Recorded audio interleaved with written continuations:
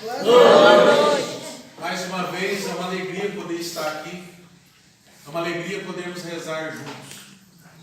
O que Deus colocava para ser pregado essa noite, eu sentia o coração. Paulinho, na intercessão, também sentia isso ao coração. É algo que eu tenho pregado bastante em muitos lugares que eu vou. Não diante dos mesmos temas, mas sempre com ênfase em que o nosso tempo está se encurtando, o caminho está estreitando. E aquilo que eu disse no início da oração para nós, se nós não formos violentos, a graça vai passar diante dos nossos olhos. E nós vamos ser aqueles que vamos apenas ficar olhando. Tudo se acabar e, infelizmente, não colocaremos o pé no céu. Eu prego isso para você com certa dor no coração, e é um tempo propício, porque eu olhava essas velas aqui queimando, eu imaginava os pregadores de antigamente, eu imaginava Santo Antônio, que era o martelo dos hereges, pregando diante de luz de velas, pregando em lugares que o povo não enxergava e se ouvia só a voz. A igreja vai dizer que Santo Antônio é um dos grandes pregadores que a igreja católica já teve. E eu olhava essa vela queimando na hora que eu entrei, assim, ela indo derretendo e queimando. Eu imaginava toda a história que a igreja já passou, e que sim, foi as luzes de lamparina, de lampião, de velas. Quantas pessoas que não tinham nada e pregavam como se tivesse tudo, porque sentiam a presença de Deus. Hoje talvez nós podemos dizer que temos tudo, mas muitas vezes a nossa pregação lá no mundo é como se nós não tivéssemos nada. É murmuração a todo instante. Eu tenho dito constantemente que o brasileiro é o campeão número 1 nas filas de reclamação. Mas não importa onde seja a fila. Tem disputa para ver quem está mais doente. Já viu isso? Você para na fila de um banco, alguém olha para você e fala: filho do céu, uma dor nas costas. E alguém escuta e fala: o meu está doendo as costas e a perna. Se tiver um terceiro, está doendo as costas, a perna e o pé. Nós vivemos reclamando, é a ladainha de Satanás. A murmuração vive nos nossos lábios. Cada vez que nós murmuramos e vamos fazendo isso, parece que vai agradando a Satanás, e ele vem sobre nós, vai colocando desânimo, vai colocando um sentimento no nosso coração de que nada vai dar certo, que não somos capazes, que tudo parece dar errado para aqueles que buscam a Deus. E o mundo vai pregando ao contrário. O mundo vai colocando no nosso coração: quer ser melhor? Busca as coisas que o mundo oferece. Vamos ter sempre o melhor que a gente pode comprar com o dinheiro. E nós vemos histórias assim se repetindo a cada instante. Não é assim. Posso dizer que nós aqui, pela graça de Deus, vivemos pela misericórdia do Senhor, sustentados pelo suor do nosso rosto, temos uma condição boa, podemos ajudar e ajudamos. Não estou falando de muitas pessoas que são tão pobres, mas tão pobres, que têm apenas dinheiro. E o que Deus quer para o nosso coração é que sejamos ricos do poder do Espírito Santo. É lembrar que Paulo e Silas saíam e pregavam, ressuscitando, libertando, levavam a palavra de Deus por onde passavam. Atos dos Apóstolos, capítulo 16, vai nos dizer de forma esplendorosa isso. Quando eles encontram aquela mulher com espírito de pitão e pregavam e libertavam ela. Mas os soldados romanos viam que eles estavam indo por um caminho que ia ao contrário muitas vezes do que a política colocava, ia ao contrário do que alguns líderes, sacerdotes colocavam, mas eles estavam repletos do Espírito Santo. A palavra vai dizer que era tão grande a ação do Espírito Santo sobre aqueles discípulos, que Pedro, onde passava, as pessoas jogavam os enfermos na sombra dele para que fosse curado. Estou começando e dando essa introdução dessa forma para entender o quão grande é a ação de Pentecostes, a ação do Espírito na nossa vida, e nós muitas vezes não damos valor a isso. Paulo e Silas, eles foram arrebentados pelos soldados romanos. Quebraram ele no meio da paulada, a verdade é essa. Deixaram eles nus. Naquela época se prendia com as mãos algemadas na pedra, na parede, nus. Você imagina se é no dia de hoje? Meu pai brinca muito comigo, mas é uma verdade. Se um dia você pegar um ladrão, se você quiser judiar dele, amarra ele pelado perto de um lugar que tem um pouquinho de brecha. Os pernilongos vai ser o pior castigo que ele vai ver na vida. Já imaginou essa sensação? Paulo e Silas estavam ali, machucados, vai dizer que chagados, feridos. Por volta da meia-noite, eles tinham todo motivo para murmurar, não tem? Porque a gente, quando acorda e está de mau humor, já sai murmurando. Bate o dedo no cantinho do banco, ai, já sai, banco, não sei o que, sai xingando. Eles ali sangrando, nus, amarrados, o que eles fizeram por volta da meia-noite? Louvaram ao nome de Jesus Cristo, louvaram ao Deus Todo-Poderoso. Vai dizer que o poder do Espírito Santo foi tão grande que aquele lugar tremeu, a porta dos cárceres se abriram. Quando aquele carcereiro vê, ele já pensa, eu vou me matar, porque os soldados pediram para me olhar os dois, agora eles fugiram. Mas Paulo, percebendo, gritou e falou, não faça isso. Devolve aqui a espada, nós estamos aqui. Aquele carcereiro ficou tão impressionado e falou assim, mas que poder é esse? O que eu devo fazer também para me salvar? Paulo olha nos olhos daquele homem e diz, crê no Senhor Jesus, que será salvo, tu e tua família. Atos dos Apóstolos, capítulo 16, versículo 31. Crê no Senhor Jesus, será salvo tu e tua família. Se Deus me trouxe aqui essa noite, é para pegar um bando de gente que, assim como eu, vai ser chamado de louco um dia. Mas é esses chamados de louco que muitas pessoas têm vindo e pedido oração constantemente. Hoje eu recebi 6 pedidos de oração. 2 desses pedidos cortaram o meu coração, porque são pessoas que estavam na minha vida e não estão mais, e se afastaram, mas hoje lembraram de mim, porque lembraram de quem? Do Chicão que reza. E essa pessoa mandou uma mensagem para mim, eu percebi que ela estava muito triste, e eu falei, irmão, eu te amo, e eu não vou desistir de você, e sábado eu vou na tua casa rezar. E graças a Deus vai dar certo de lutar contra um câncer que atinge essa casa. Terça-feira eu estava dentro de uma rezando. E dia após dia as pessoas têm pedido. E como seria bom se todos enxergassem isso em cada um de nós dentro da igreja. Lembra que eu disse que as igrejas cheias de pessoas vazias? Foi se tornando um ambiente onde o povo vai e não vê a hora de ir embora para comer um lanche. A igreja que nós vivemos hoje, infelizmente, as pessoas vão ficar ali no relógio. E existe um ponto que nós temos que essa noite decidir no nosso coração. Viver o amor de Deus na sua plenitude. Quem trouxe a Sagrada Escritura, abre na carta de São Paulo aos Filipenses, no capítulo 3, versículo 18. Já quero dizer que é uma palavra que vai doer no teu coração. E que é para a tua conversão, assim como foi para mim. É uma palavra que nós temos que tomar posse, porque ela nos identifica o que nós estamos vivendo no dia de hoje. Se eu perguntasse para vocês que estão aqui, existem muitos ateus hoje? Misericórdia, nunca teve tantos como hoje. Mas Chicão, é que aumentou o povo. Não, eu estou falando em porcentagem. Porcentagem, se tiver 10, 5 for ateu, metade é ateu. Antigamente a porcentagem era de 10%, de 15% que não acreditavam em Deus. Talvez 30% que acreditavam em outros deuses. E assim por diante. Hoje nós vivemos uma realidade de muitos ateus, de pessoas que estão dentro da igreja para cumprir preceitos, mas que não creem em Deus também. Assim como movimentos que se levantavam lá atrás, jansenismo, Rosa Cruz, a linha Illuminati da maçonaria, que acaba até usando da igreja como se fosse um alicerce. E nós vimos isso constantemente acontecendo, mulheres que são adeptas do movimento arco-íris, jovens que são adeptos do Demolei, homens que são adeptos da maçonaria na nossa cidade, quantas pessoas e que estão infiltradas dentro da Igreja Católica Apostólica Romana. Chicão, mas o que isso tem a ver? Quero dizer para você que tem um bando de gente que está dentro da nossa Igreja Católica hoje, que não são católicos nem de longe, que estão dentro da igreja apenas para cumprir preceitos culturais, sociais. São inimigos da cruz do nosso Senhor Jesus Cristo. Presta atenção no que vai dizer São Paulo aos Filipenses, capítulo 3, versículo 18. Porque há muitos aí, de quem repetidas vezes vos tenho falado, e agora digo chorando, que se portam como inimigos da cruz. Paulo aqui ele vem num grito, falando para quem ele já tinha falado várias vezes, assim como eu já preguei em muitos lugares. E talvez vocês já ouviram isso muitas vezes.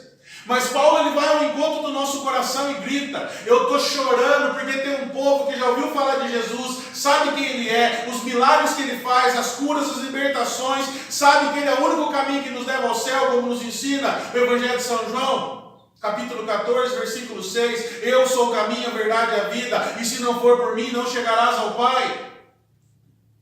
Paulo está pregando para aquele povo e diz: muitos estão vivendo e se portando como inimigos da cruz de Cristo. Porque nesse instante aqui a cruz já era sinal de salvação e não mais de morte para ladrões. Jesus foi olhar para nós e dizer: pega a tua cruz e me siga, mas nós não estamos desejando isso.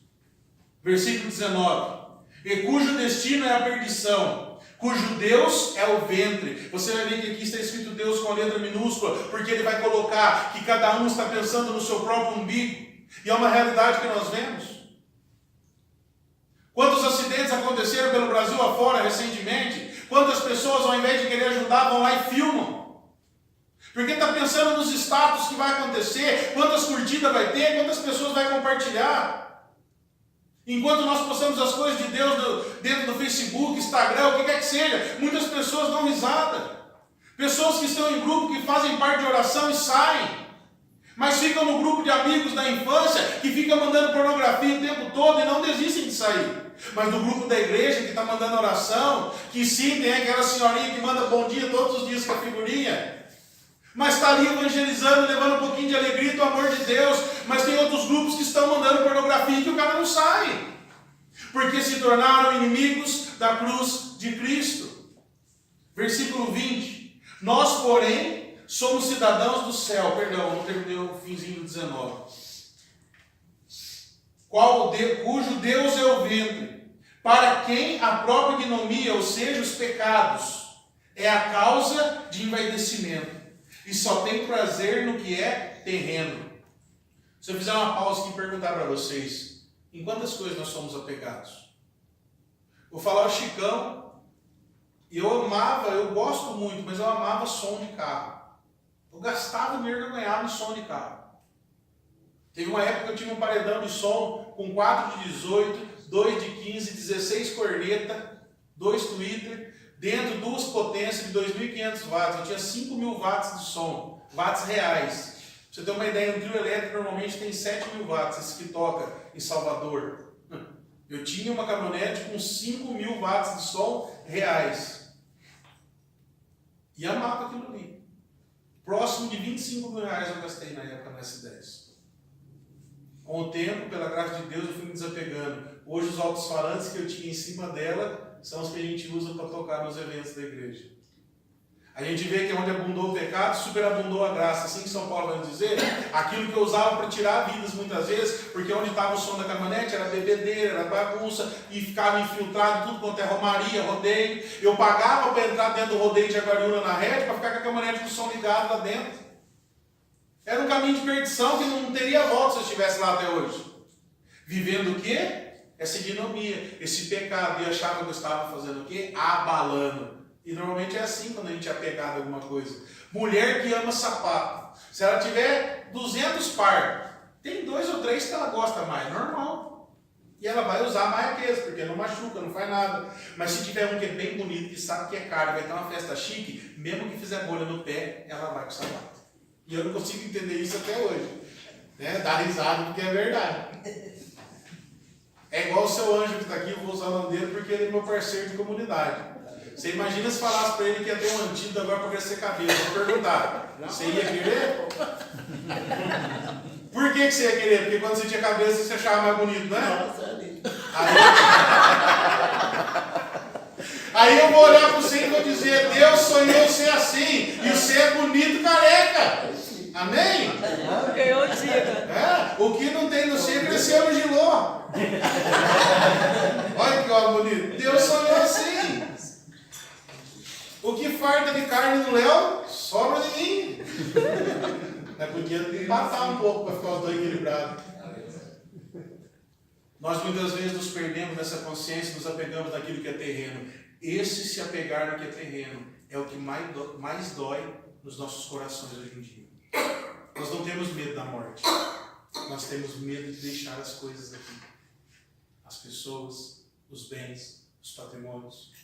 São Francisco de Assis, ele vai olhar para tudo isso e começa a chamar a morte de amiga. São Francisco, ele vem de uma família que não era pobre. Trabalhava ali com a venda de tecidos. Mas quando ele tem um impacto com Deus, ele percebe que o que aprisionava ele numa vida que não deixava ele chegar a Deus eram os bens materiais. Ele tomou esse desejo de viver a radicalidade na pobreza e viver só pelo Evangelho. Muitos da igreja disseram assim, isso é impossível. Ele provou que era possível. O que eu quero dizer para você não é que você não pode ter nada, longe de nós isso. Deus nos permite ter as graças, os confortos. O próprio Cristo vai ensinar que todo missionário, todo aquele que prega é grato daquilo que é dado, daquilo que é recebido pelo suor do teu rosto. Mas o que eu quero dizer é que nós temos que ter as coisas e usá-las para servir a Deus. É como se essa capela fosse construída só para você rezar. Imagina, de graça ia ter. Ia edificar o teu coração, amém. Ia ser uma clausura. Mas não ia ser a vontade de Deus, que era chegar nos outros corações. E acaba sendo um egoísmo, vamos colocar assim. Um lugar lindo que para os outros se sentirem na presença de Deus, as portas foram abertas. Esse é o sonho de Deus. E você sabe que um dia você vai partir e isso vai ficar. Para que os próximos usem. Eu lembro quando eu ganhei a tartaruga do meu avô. Uma ironia, mas a tartaruga chama The Flash. É um nome criativo para a tartaruga, vamos ser sinceros. O meu avô falou assim, você vai cuidar da The Flash. E eu olhei e falei assim, nossa, mas que coisa. Ele olhou para mim e falou, esse bicho vai viver mais do que você. Eu olhei para ele e dei risada. Meu avô já morreu tem para 10 anos. A tartaruga está com 45. Eu andei pesquisando na internet, ela tem a possibilidade de viver mais uns 100 anos ainda. Meu avô tinha razão.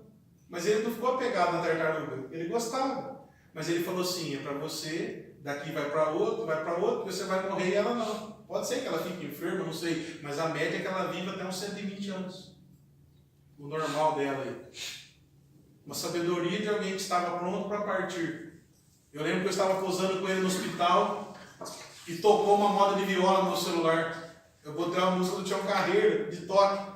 Aí tocou, ele olhou para mim e falou assim, pai, o que é isso? Você está com um radinho no bolso? Eu falei, não, vou no celular. Mas está tocando moda de viola no celular? Eu falei, tô tocando. Ele olhou para mim e falou, olha, vamos morrer daqui uns dias e não vi tudo ainda.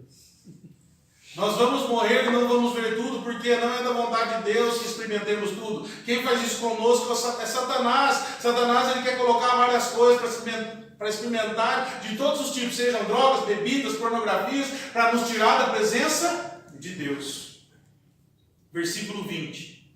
Nós, porém, somos cidadãos dos céus, e de lá que ansiosamente esperamos o Salvador, o Senhor Jesus Cristo, que transformará o nosso mísero corpo, tornando-nos semelhante ao seu corpo glorioso, em virtude do poder que tem de sujeitar de si a toda criatura. Aqui o Senhor olha para nós e fala, esse corpo que você tem, o bicho vai comer. Quem vai habitar os céus é o teu corpo glorioso. Aquele que Deus preparou para que esteja adorando eternamente. Porém, para que isso aconteça, nós precisamos fugir daquilo que o mundo tem colocado. E meu irmão, quantas são as situações que o mundo tem imposto para nos tirar da presença de Deus? Diante dessa passagem, eu preparei para nós, diante da vida de Padre Pio, e aqui toma o sentido daquilo que Deus quer falar essa noite. Essa palavra em Filipenses vem nos alertar e nos mostrar qual é o caminho. E Padre Pio, no ano de 1959, numa conversa que ele tem com Deus, ele deixa essas 12 profecias. Perdão, numa conversa com Jesus Cristo, ele nos deixa essas 12 profecias. Para quem não conhece Padre Pio, nasceu no ano de 1887, no dia 25 de maio. Padre Pio ele já nasceu e na sua infância ele vivia uma mística maravilhosa com Deus. Vai dizer alguns relatos que com 5 anos de idade, Padre Pio já via Nossa Senhora, conversava com Jesus Cristo, conversava com o anjo da guarda.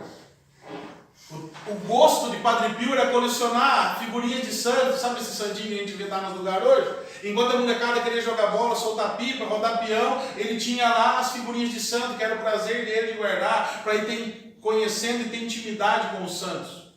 Padre Pio ele já era diferenciado, ele foi selecionado por Deus, e eu creio muito nisso.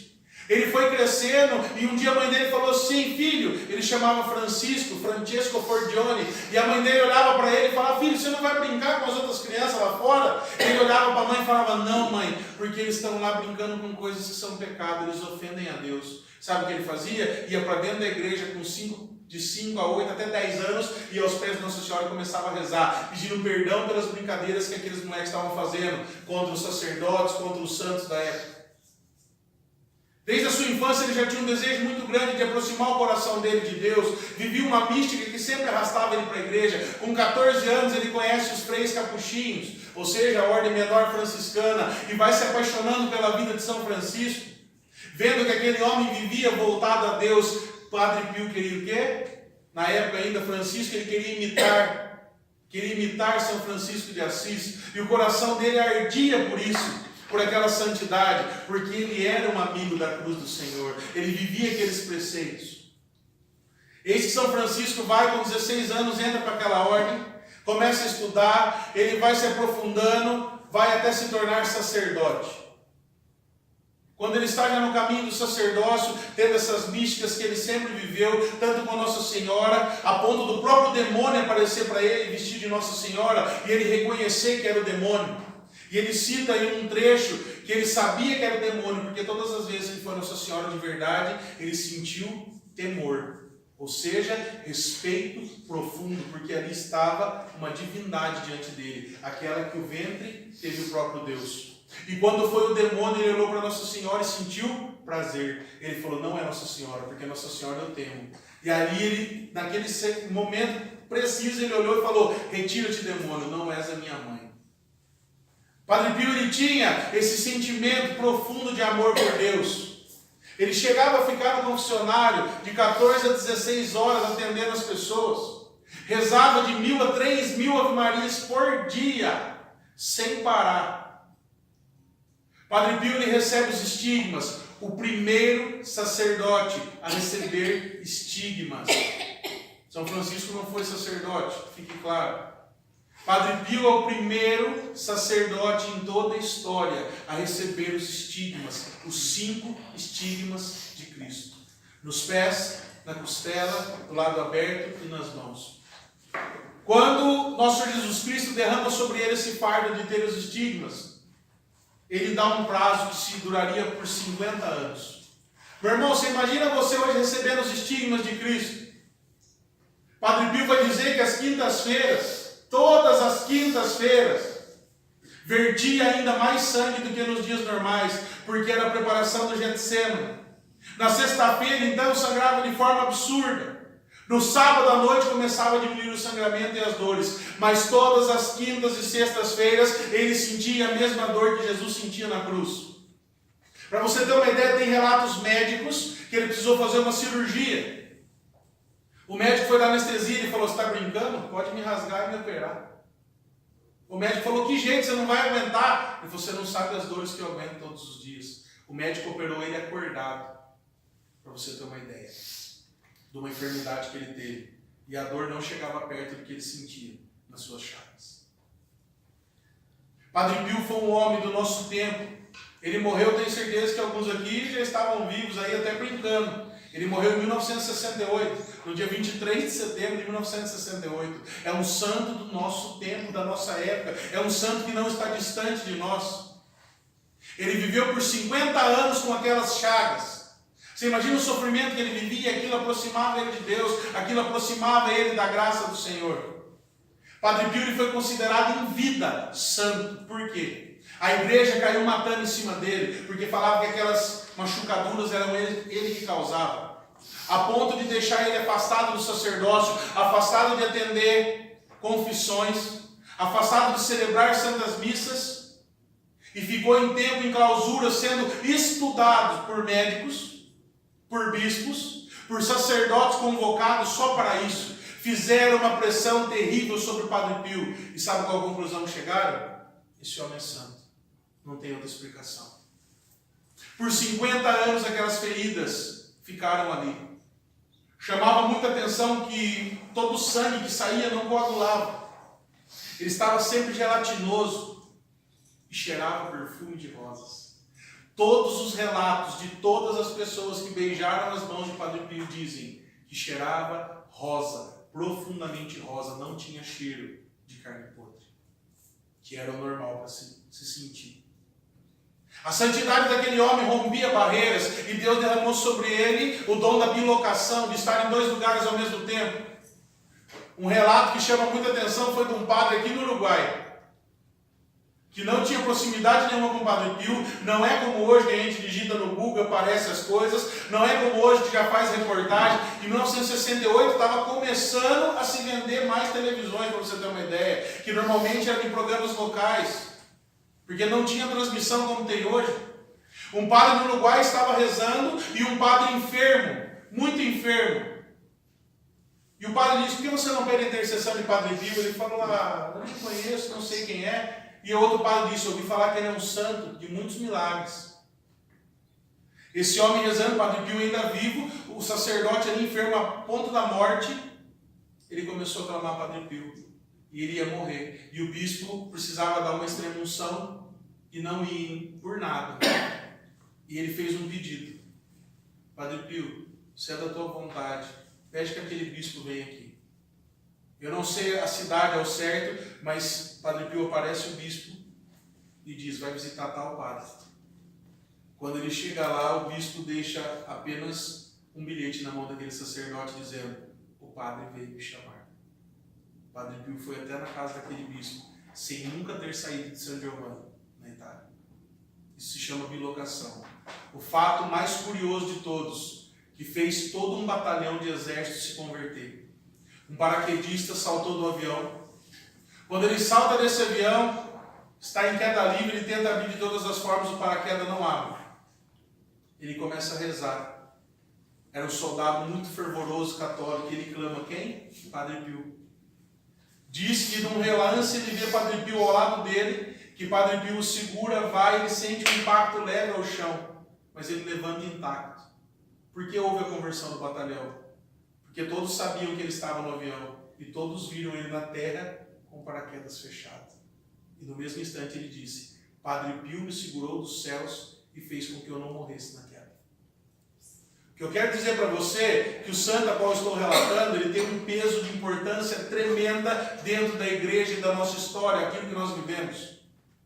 Padre Pio teve uma morte de santidade grandiosa. Sou muito devoto de São Padre Pio. Se eu fosse falar dele, tudo aquilo que eu amo, eu ia ficar aqui acho que uma semana falando de Padre Pio. Mas eu preciso apenas dar uma introdução, porque não é isso que ele quer falar para nós ainda. Creio que você já entendeu o caminho que Deus está nos levando. No ano de 1959, Jesus aparece a São Padre Pio e deixa 12 recados. Meu irmão, afirma sua bunda assim no banco aí, dá uma encaixada. Sabe aquele tempo que você vê que está realmente estreitando e que estão forçando a nível de Padre Pio e a gente vai vendo que está ficando difícil? Existe um livro chamado O Purgatório, que é a revelação de uma irmã de dentro de um convento. Deus permite que ela apareça a outra irmã para contar como era. Aquela irmã, quando ela começa a contar o livro, eu comecei a ler e eu comecei a chorar. Eu imagino a reação da irmã quando escutava a outra falando. Para você ter uma ideia, aquela irmã apareceu e começou a falar assim: pede para a turma no convento rezar. Faz jejum, faz penitência, reza o terço todos os dias, reza o rosário, tenta comungar todos os dias. Aí outra irmã fala: mas por quê? Porque eu passei pelo purgatório. E quase todos os bispos que nós conhecemos estão aqui. Muitos padres nem aqui estão, foram direto para o inferno. 99% dos leigos que nós vimos das missas, nem no purgatório estão. Um ou outro partiu direto para o céu. Uma visão de uma freira que morreu e Deus permitiu que ela revelasse a outra irmã. O que eu quero dizer para você é o seguinte: se nós não rezar, o bicho vai pegar. Padre Pio olha para nós e tem essa conversa com Jesus e Jesus vai falando para ele. No primeiro recado, Jesus diz assim: o mundo está andando em ruínas. Os homens abandonaram o caminho correto para se aventurarem em caminhos que terminarão no deserto da violência. Se não voltarem a beber da fonte da humildade, da caridade e do amor, será uma catástrofe. Alguém discorda desse primeiro recado? O que nós estamos enxergando hoje, você pega e olha no Brasil, perdão pelo que eu vou falar, mas 90% de um bando de retardado que parece que está infiltrado no meio da política, que existem coisas maravilhosas para serem elaboradas, E nós vemos uma PL, como foi da semana passada, que foi cancelada a votação, a PL 672, que agora vai ser votada. E meu irmão, sinto muito, vai ser votada até ser aprovada. Queira Deus que o presidente vete no final. A Constituição Federal, no seu parágrafo 5, no inciso 6, vai colocar lá sobre os preconceitos, sobre religião, sobre etnia, nacionalidade e assim por diante. Tonalidade de pele. E querem incluir nesse inciso, pela Lei 7.716, que se alguém falar sobre ideologia de gênero ou orientação sexual contrário a ela, pode ser preso de 1 a 5 anos. Na mesma lei está escrito que dentro de uma igreja eu posso pregar. Porém, se fizer essa emenda, no mesmo parágrafo, vai virar um conflito. Se um sacerdote começar a falar sobre homossexualismo, que está dentro da Sagrada Escritura, e alguém lá dentro se sentir incomodado, pode lançar um processo. Quem vai decidir vai ser a justiça. Porque está no mesmo parágrafo, defendendo a religião e defendendo também o homossexualismo. Vai criando uma confusão na nossa cabeça, porque o demônio quer nos intimidar, quer colocar medo, e quer colocar que tudo aquilo que parece que está errado, está certo.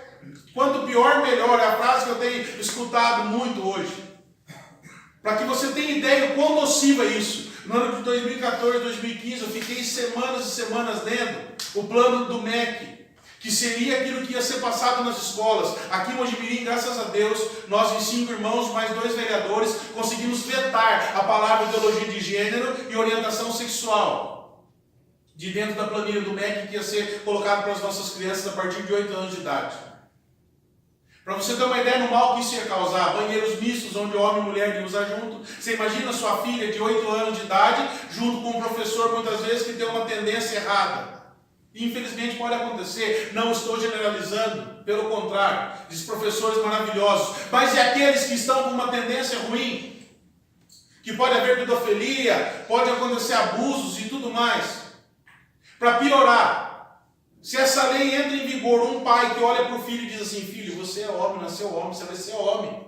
E aquele filho reclamar na escola para um educador que é homossexual e ele chamar o conselho tutelar, de acordo com a lei, até aquele pai pode viver um processo diante da promotoria de uma cidade. E isso é um desejo do demônio, porque o demônio quer ver a catástrofe, principalmente nas famílias, onde nós sabemos que iguais não geram filhos. Qual é o desejo de Satanás? Que fique uma sociedade de homem com homem, mulher com mulher, e assim em poucos anos nós acabamos. Plano do demônio. Mas Chicão, se o fim está perto, isso não importa, vamos viver de tudo. Meu irmão, você não está entendendo. Satanás quer saquear o céu, e muitas pessoas estão sendo contaminadas agora para que nem enxerguem a Deus. O nosso papel enquanto igreja é saquear o inferno, é fazer o contrário, é pregar a verdade, lançar a verdade, entender que o tempo está curto e que se a gente não agir, nós vamos para o inferno. Nosso destino é o céu. Muita gente vê eu pregando, fazendo às vezes uma arruaça aí, combatendo gente que está falando mal de Jesus Cristo. Entrando e batendo de frente e fala assim: nossa, esse cara é louco. Ou ele veio pregar isso aqui. Um dia eu estava pregando numa cidade, no retiro de carnaval, falando sobre uma escola de samba que saiu usando Nossa Senhora de Aparecida como tema. E eu não concordava com aquilo. De repente um cidadão levantou a mão e falou assim: eu não concordo com o que você está falando. Na hora eu já dei na lata dele. Falei assim: isso é um problema seu, eu estou aqui pregando aquilo que Jesus Cristo me coloca. Aí ele pegou e argumentou: mas Jesus vai visitar onde está o pecado. Eu olhei para ele e falei: vai visitar onde está o pecado? Olha para o pecador e diz: não voltes a pecar. Eu não te condenei, ninguém te condenou. Vai e não tornes a pecar. Mas uma escola de samba cantando, bebendo, dançando mulata pelada para todo lado em volta da sua Aparecida, não respeita o nome dela, não queria conversão, queria apenas usar algo que os brasileiros amam para ganhar uma escola de samba. De repente aquele homem levantou, ele era o sacerdote da paróquia. Nunca mais me chamaram para pregar naquele lugar. E se for para me impedir de pregar, vai continuar impedindo, mas eu não vou deixar de anunciar a verdade. Por que a nossa igreja está indo de mal a pior? Porque tem um bando de sacerdotes que já não amam mais a Eucaristia. E quantas pessoas estão indo atrás deles? Essa catástrofe vai acontecendo, porque nós vemos pessoas que estão preocupadas com o tutu. Você que é jovem, que é solteiro, se você olhar para a igreja hoje, vai ver se sacerdote é uma boa. Você vai ter férias, você vai ter Unimed, você vai ter carro, o Diocese vai te ajudar. E eu não tenho medo daquilo que eu estou pregando, porque eu estou pregando uma realidade. E eu vou além. A igreja vai se levantar graças a muitos leigos que estão fazendo o que nós estamos fazendo agora, essa hora da noite. Rezando, pregando, ouvindo a palavra de Deus, escutando, que o tempo está curto. E aqueles que não se aproximaram de Deus, infelizmente, não vão enxergar a face dele. Se sinta privilegiado por estar aqui essa noite. Se sinta amado por Deus. Chicão, mas dói no meu coração, o que eu devo fazer? Rezar. Frequentar a missa o máximo que der. Chicão, mas o sacerdote é pecador. Se a tua fé for do tamanho de um grão de mostarda, você vai dizer para aquela montanha, muda de lugar. Se a sua fé for do tamanho do grão de mostarda, você vai comungar. E a tua santidade vai fazer aquela Eucaristia ser válida, independente de quem a consagra. A mão do sacerdote diante do altar se torna o ventre de Nossa Senhora. Ali inicia pão, nós nos comungamos o corpo de Cristo. Por mais que você saiba de escândalos, do que for, deixa Deus conduzir o teu coração à santidade. Deixa Deus fazer que a tua comunhão seja santa. Reze constantemente. Fique claro que eu não estou falando mal de sacerdotes aqui. Até porque Padre Pio poderia aparecer e dar um tapa na cara. Mas eu estou falando de pessoas que estão usando da igreja muitas vezes para fazer fortuna, carreira e não vivem o amor verdadeiro de Jesus Cristo.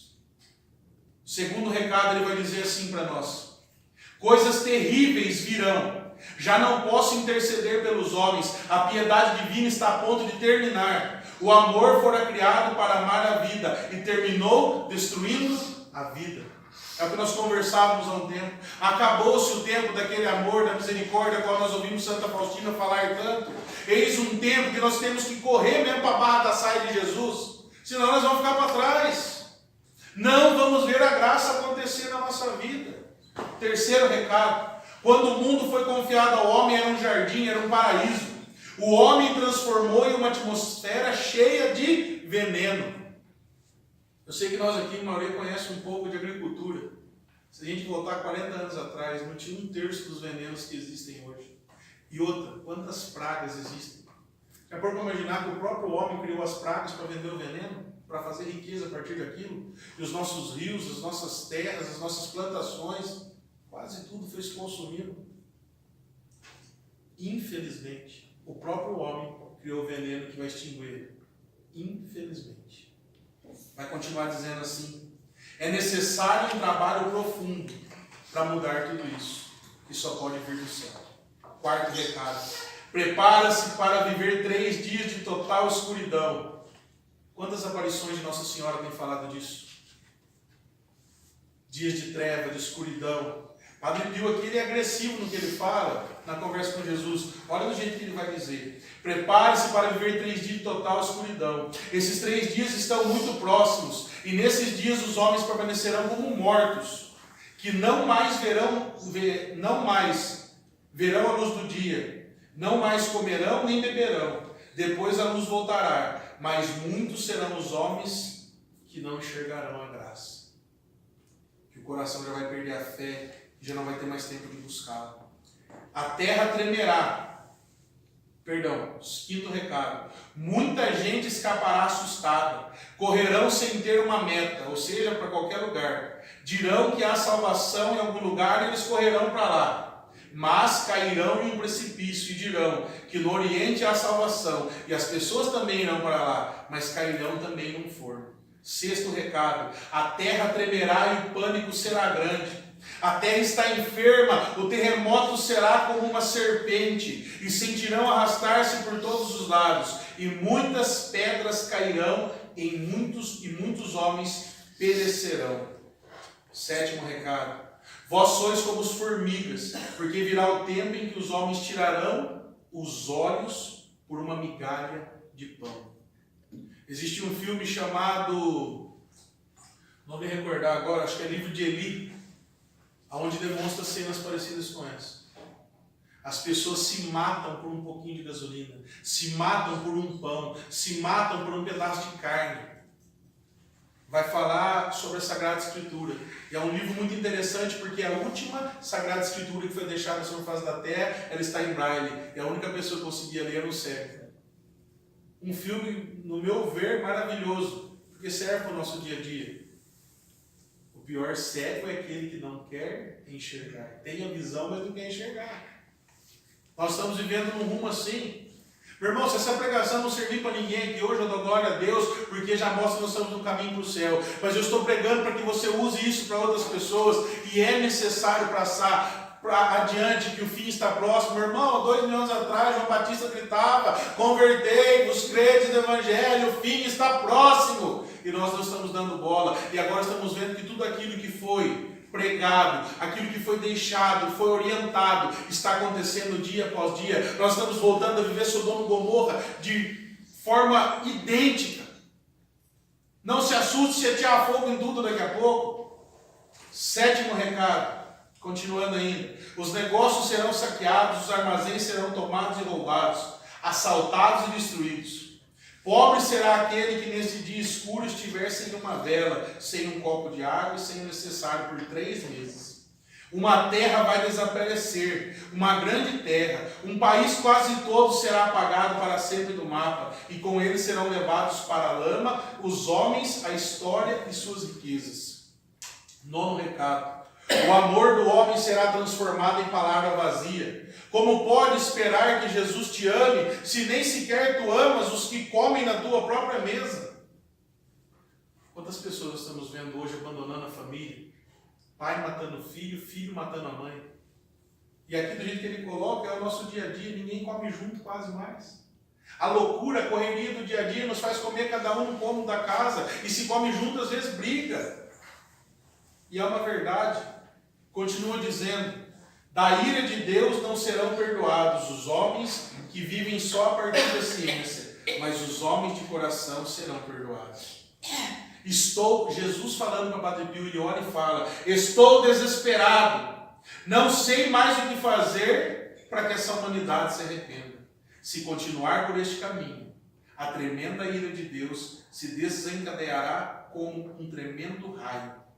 11º recado: um meteorito cairá sobre a terra e tudo brilhará. Será um desastre muito pior que uma guerra. Muitas coisas serão canceladas e este será apenas um dos sinais. Meu irmão, quero dizer para você que em muitas aparições isso também se confirma. Garabandal, eu acho que é a que mais bate de frente com essa. Vai dizer desse meteorito, dessa grande bola de fogo, que é capaz de desintegrar a terra. Se você estiver pronto para ir com Deus, amém. Mas a pergunta que eu faço: o seu coração está realmente pronto para que isso aconteça? Você tem buscado isso, levado as pessoas a viverem isso? O que eu estou pregando para vocês não é uma brincadeira. Precisa ter fé ao coração para acreditar? Amém, precisa. Mas, meu irmão, eu prefiro passar por louco e crer naquilo que Deus está falando hoje em dia, do que ir viver as coisas que o mundo tem colocado para ser o bam, como eu disse que eu já quis ser um dia. Pode olhar para mim e falar assim: nossa, é fanatismo, é não sei o que. Eu estou usando palavras que às vezes as pessoas vão pensar. Mas eu prefiro estar grudado com Deus nessa hora. Sinto muito. Se você quer escolher viver com o demônio, com as coisas do mundo, a escolha é sua. Jesus já nos diz: o livre-arbítrio é teu. Mas eu prefiro acreditar na última cena da crucifixão, onde está de um lado o bom ladrão e o mau ladrão. Dimas está ali. Um creu no Senhor e foi salvo, não foi assim? Dimas olhou para ele e falou: Senhor, lembra-te de mim. Jesus olhou para ele: ainda hoje estará comigo no paraíso. Não espere um último minuto para se arrepender, porque talvez Jesus não vai estar do seu lado nessa hora. É você que tem que estar buscando Ele. Serão muitas e muitas e muitas almas brigando, lutando por um pedacinho do céu. Por isso, garanta o teu agora. Garanta o teu pedaço do céu a partir de agora. Busca se doar mais. Busca viver mais na presença do Senhor. E o 12º recado, meu irmão: se você escutar eu falar sobre ele e não lembrar do Brasil no início do ano 2009, é porque nada mais faz sentido. Os homens viverão uma experiência trágica. Muitos serão levados pelos rios. Outros serão queimados pelo fogo. Muitos serão enterrados por lamas e pelos venenos, mas eu me manterei perto dos puros de coração. O que você lembra diante dessa 12º? Brumadinho, lamas envenenadas. Quantas pessoas morreram ali? Pensa num sinal, meu irmão. Estou lendo algo para você de 1959. Quantas pessoas morreram queimadas de formas trágicas esse ano no Brasil? Lembra lá do alojamento do Flamengo? Helicóptero caindo? Quantas pessoas morreram por causa das enchentes? O que eu estou falando para você tem se concretizado. Ai, que coincidência. Tem gente que vai olhar para mim e falar assim ainda. Dá vontade de olhar e falar assim, eu sou a mula, você não está vendo que Deus está mostrando para você a todo instante que a água está chegando aqui já e você ainda não aprendeu a nadar? Vai esperar morrer afogado? É um tempo onde Deus olha para nós, através de Padre Pio, e fala, filho, prepara-te para o combate. Seja amigo da cruz, como nos ensinou São Paulo. São Paulo, quando ele escreve essa carta aos Filipenses, é como se ele estivesse gritando, os tempos que vão vir serão piores. Nós precisamos deixar um bom exemplo. E a partir do nosso exemplo, muitos serão salvos. Dessa forma, eu quero convidar você, por um instante, a fechar os teus olhos. Sei que está tarde, que às vezes você está cansado. E esse momento de fechar os olhos pode nos levar até num sono. E eu quero proclamar na tua vida, se for um sono que te aproxima de Deus, durma, mas acorde renovado e restaurado.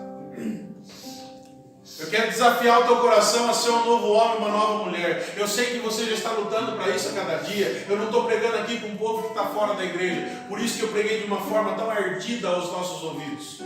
Eu estou pregando para quem está dentro da igreja. E Deus vai olhar para nós e vai nos ver como um diamante que ainda precisa ser lapidado. Se a gente não se agarrar um no outro nesse instante e pedir socorro quando precisar, as coisas não vão dar certo. Posso usar de testemunho algo que nós estamos vivendo na nossa comunidade. Há um mês, 2 meses atrás, Deus colocou no nosso coração para construir um banheiro. E vai imaginando aí na tua cabeça quais são as construções que você vê. Comecei a fazer orçamento para fazer 4 banheiros, para que nós pudéssemos fazer os nossos encontros, para que os moradores de rua pudessem tomar banho, cortar o cabelo, fazer uma cozinha, porque no barracão que nós estamos não tem. E como nós tínhamos mudado de casa, infelizmente, nós não tínhamos um centavo no caixa. Eu olhei para o Hermes, que é tesoureiro, e falei, e agora, o que nós faz? A energia fica tanto para construir a parte elétrica que não tem, para fazer as caixas d'água, o treinamento fica tanto, o orçamento menor que a gente conseguiu, R$40 mil. Tínhamos 1.350 no caixa. Eu ajoelhei diante de Nossa Senhora e falei, mãe, não é para mim. É um lugar que não é meu. Se for da tua vontade, nos ajuda a construir isso. Nós fizemos uma noite do hambúrguer e arrecadamos 4 mil. Tínhamos 5 mil em caixa. O orçamento era de 40 mil. Eu falei assim, eu vou confiar em Deus, eu vou chamar o pedreiro, eu vou começar a comprar as coisas. Me espelhei em São Maximiliano Maria Jacobo, eu olhei para ele e falei assim, essa obra é tua, porque eu vou morrer e isso vai ficar. Coloca a tua mão, intercede por nós, porque eu sou da Imaculada. Para a honra e glória do Senhor Jesus, nós estamos rezando o terço agora. Os 4 banheiros estão quase prontos. A cozinha a gente vai começar a construir daqui 2 semanas.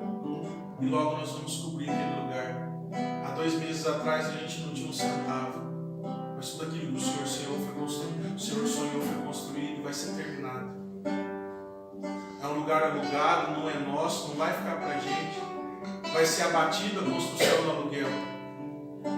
Eu estou dando esse pequeno exemplo porque quando nós colocamos diante do coração de Deus aquilo que é para o bem comum, assim como esse lugar foi construído para nós, para o bem comum, Deus honra. Deus honra. Eu quero dizer para você, o que você precisa construir ainda na tua vida?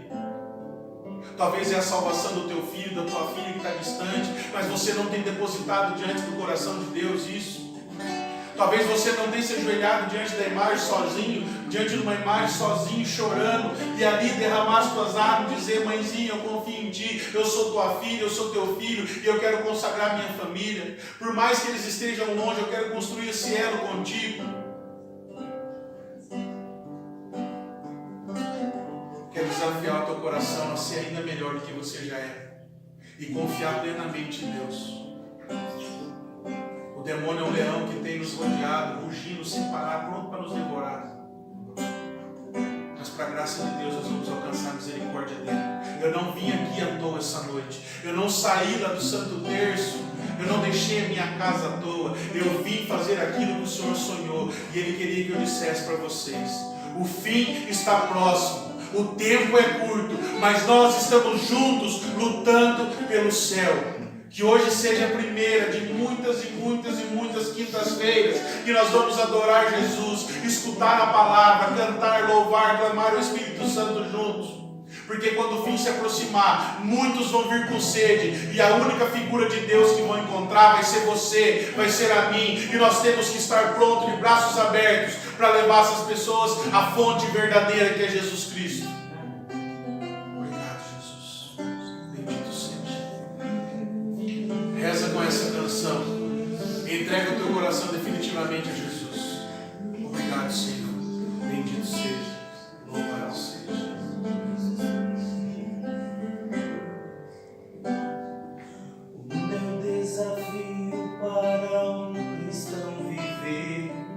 Ninguém respeita mais ninguém.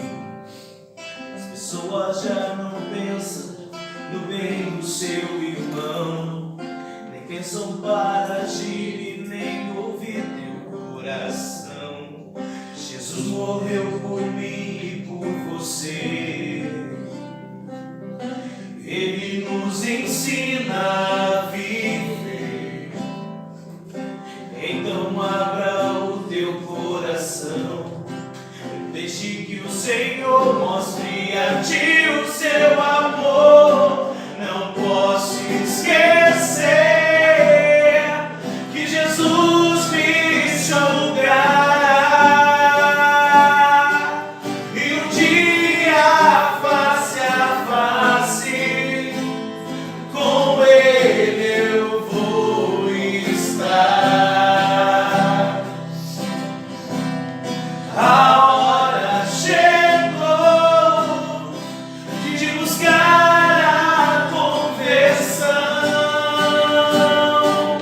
de mudar a minha vida e o teu coração. Não posso esquecer, não posso esquecer que Jesus me julgará, e um dia face a face vou estar. A hora chegou, a hora chegou de buscar a conversão, de mudar a minha vida e o teu coração. Que nós possamos entregar tudo aquilo que foi pregado, o nosso coração diante do Senhor, rezando junto. Pai nosso, Que estais nos céus, santificado seja o vosso nome. Venha a nós o vosso reino. Seja feita a vossa vontade, assim na terra como no céu. O pão nosso de cada dia nos dai hoje. Perdoai as nossas ofensas, assim como nós perdoamos a quem nos tem ofendido. E não nos deixeis cair em tentação, mas livrai-nos do mal. Ave Maria, Cheia de graça, o Senhor é convosco. Bendita sois vós entre as mulheres, bendito é o fruto do vosso ventre, Jesus. Santa Maria, Mãe de Deus, rogai por nós, pecadores, agora e na hora de nossa morte. Santo anjo do Senhor, Meu zeloso guardador, se a ti me confiou a piedade divina, sempre me rege, me guarde, me governe, me ilumine. Amém. eu vos falei em nome do Pai, do Filho e do Espírito Santo. Amém.